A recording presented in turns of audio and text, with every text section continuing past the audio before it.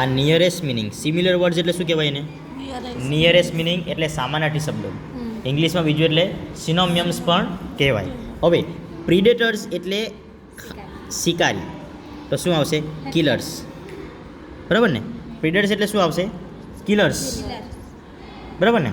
બીજું છે પ્રોસ્પેરિટી, જ્યારે માણસ પાસે વધારે પૈસા આવે એને શું કહેવાય? પ્રોસ્પેરિટી એટલે શું કહેવાય? રિચનેસ. રિચ એટલે પૈસાદાર. સમજાઈ ગયું? એટલે પ્રોસ્પેરિટી એટલે શું આવશે? રિચનેસ. રિચનેસ. બરાબર.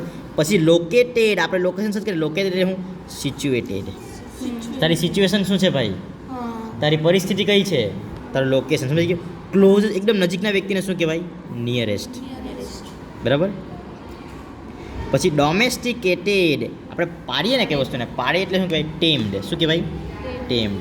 પ્રોટેક્ટ, કોઈને રક્ષણ આપવું એટલે શું આવે? પ્રોવાઈડ, સેવ કે હન્ટ. કોઈને રક્ષણ આપવું, રક્ષણ કરવું એટલે બચાવવું એટલે શું આવશે? સેવ. બરાબર. રક્ષણ આપવું એટલે શું આવે? દેવ. નંબર 6 ટુ પ્રોટેક્ટ એટલે શું આવશે? To save. નંબર 7 ટુ રોમ. રોમ એટલે આપણે શું કરીએ? એક જગ્યાએ બીજી જગ્યાએ જઈએ. બરાબર ને? અહીંયા to move about, option number C આવશે. શું આવશે? To move about. Number 8 announce એટલે કે જાહેરાત કરીએ. જાહેરાત એટલે શું આવશે? ડિક્લેર, ઓર્ડર કે એડવાઇઝ? ડિક્લેર્ડ આવશે. બરાબર. પોસ્ટપોન્ડ. પોસ્ટપોન્ડ એટલે કઈ વસ્તુને આપણે પડતું મૂકીએ, હમણાં નહીં પણ આગળના માટે, તો શું આવશે? પોસ્ટપોન્ડ એટલે શું આવશે? ડિલેડ.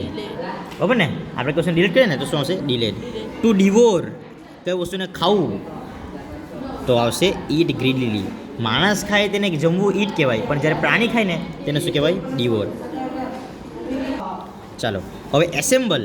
એસેમ્બલી હોલ એટલે એસેમ્બલમાં લોકો ભેગા થાય એટલે શું આવશે એમાં? ટ્રેમ્બલ, ગેધર કે સાઇન? ગેધર. ભેગા થાય કે નહીં? પછી બીજું આપણે જોઈએ. ચાલો નેક્સ્ટ છે મોબ. મોબ એટલે ભીડ, ટોળું એટલે શું આવશે? ક્રાઉડ. બરાબર ને? પછી આવશે પ્લીડેડ. પ્લીઝ પ્લીઝ પ્લીઝ પ્લીઝ એમ કરીને જો કોઈ, તો શું આવે એને? બેગ્ડ. બરાબર ને? ફેસિનેટેડ, આશ્ચર્યચકિત થઈ જવું એટલે અમેઝડ. ઓબ્વિયસલી એટલે ચોક્કસ એટલે ક્લિયરલી. લેબર એટલે કોઈના પાસે બહુ જ મજૂરી કરાવી એટલે શું આવશે? વર્કડ. આઇસોલેશન, હમણાં કોરોનામાં આવ્યું ને આઇસોલેશન. આઇસોલેશન એટલે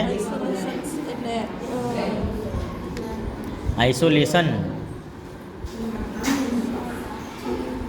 આઇસોલેશન એટલે એકલા રહેવું એટલે શું આવશે? લોનલીનેસ. એકલપણું. રિસ્પેક્ટ, કોઈને આદર કરવો એટલે ટુ ઓનર. કોન્કર્ડ એટલે શું આવશે? વોન, ડિફીટેડ કે કન્ક્લુડેડ.